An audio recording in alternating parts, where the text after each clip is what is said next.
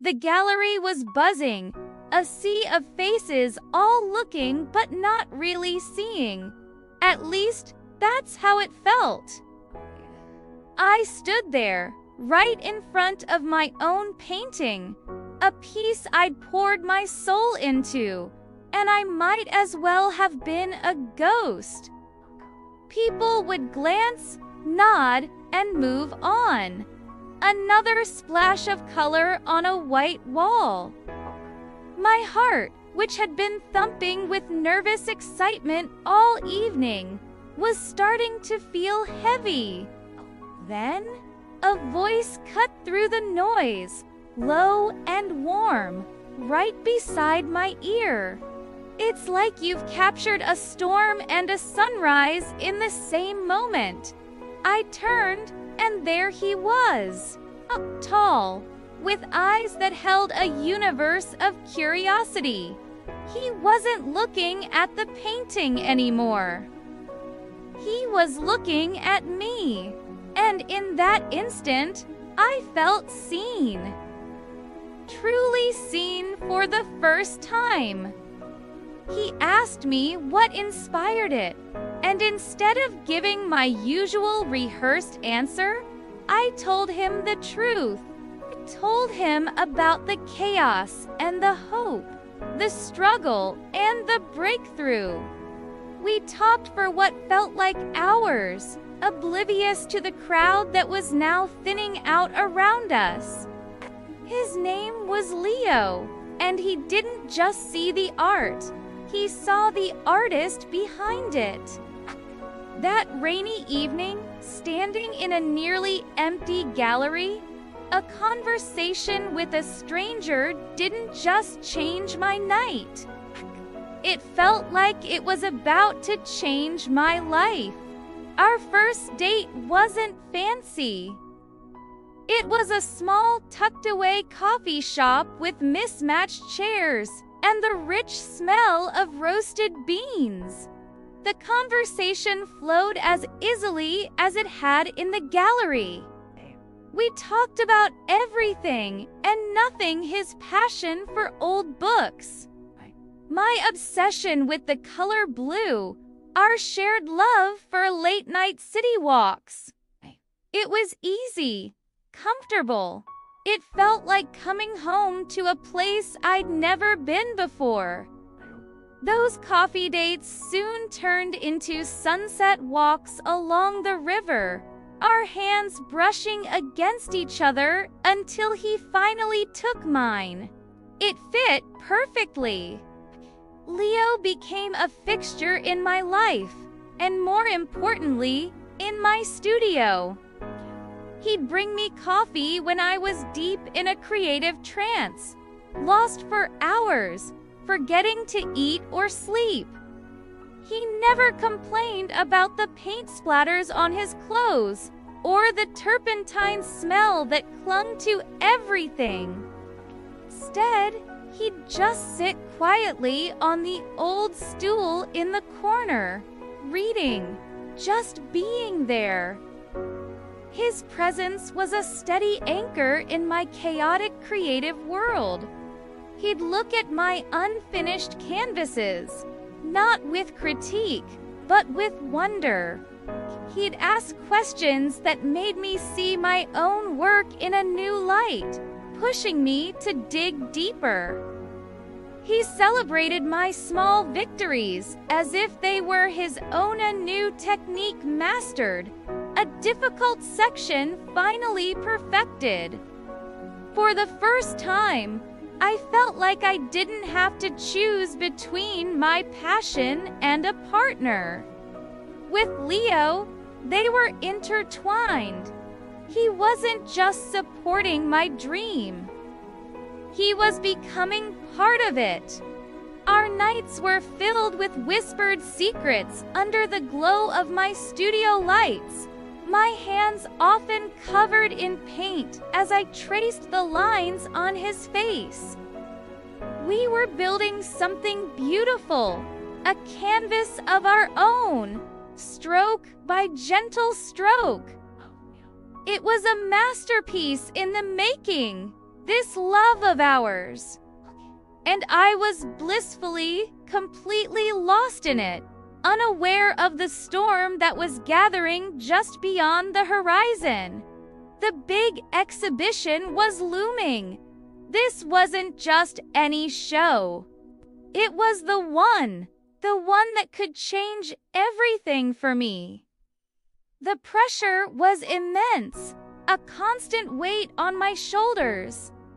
I was living in my studio, fueled by caffeine and sheer adrenaline.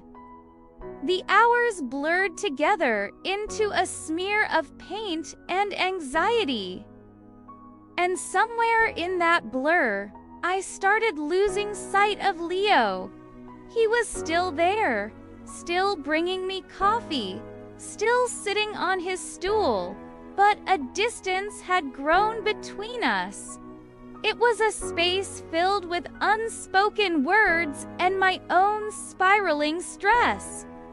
I was short-tempered, exhausted, and completely self-absorbed. One evening, he tried to pull me away, suggesting we take a break, go for a walk, just breathe. I snapped. I told him he didn't understand that this was my one shot and I couldn't afford any distractions.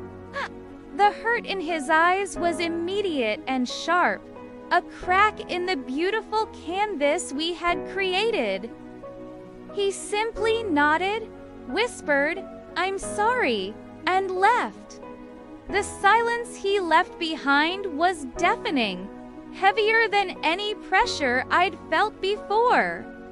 The next day, I found a note on my easel. It said he was going away for a few days, that he thought I needed space. He'd be back for the opening night. He wrote that he loved me and was proud of me. But his words felt distant, like an echo from a time when things were simpler. The days leading up to the exhibition were a special kind of torment.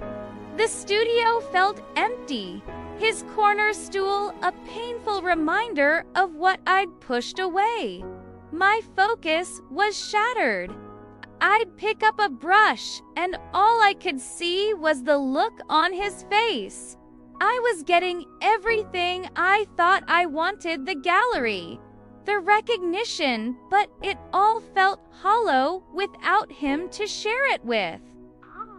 Had I been so focused on capturing the storm on my canvas that I had created one in my own life, threatening to wash away the best thing that had ever happened to me?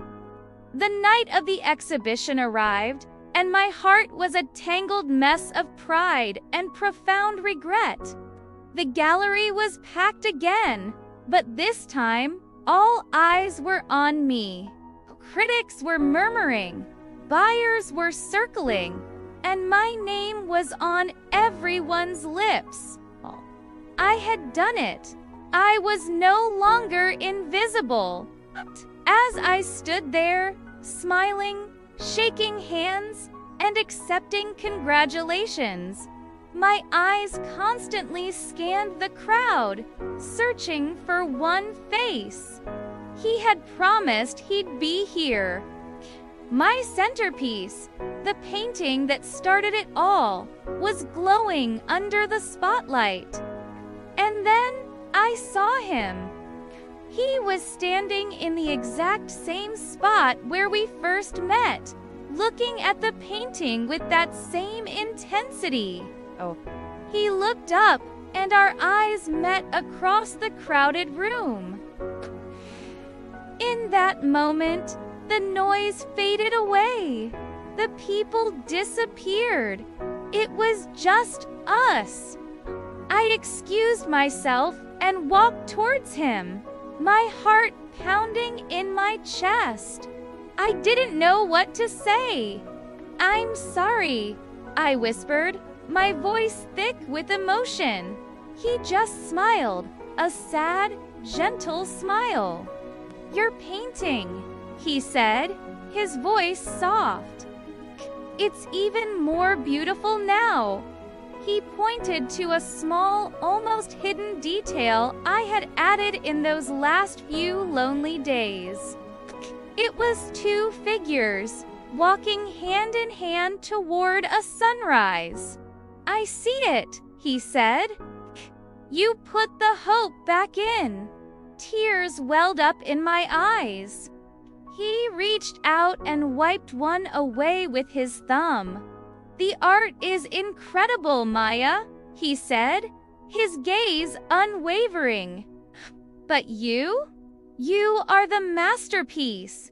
He pulled me close, right there in the middle of my triumph, and I buried my face in his chest, breathing in the scent of him, the feeling of home.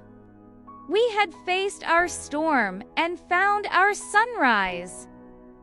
In that gallery, surrounded by my art, I realized that the greatest creation of my life wasn't on any canvas. It was the love we had built, a love that was vibrant, resilient, and true. Did that story get you? We believe that love and art are everywhere. And we want to bring you more stories just like Maya's. Stories that make you feel, that inspire you, and that remind you of the beauty in the world. If you want more heartwarming tales, more epic romances, and more moments that will make your heart skip a beat, you know what to do. Smash that subscribe button and ring the notification bell so you never miss a single story. We've got so much more to share with you. Thank you for watching, and we'll see you in the next video.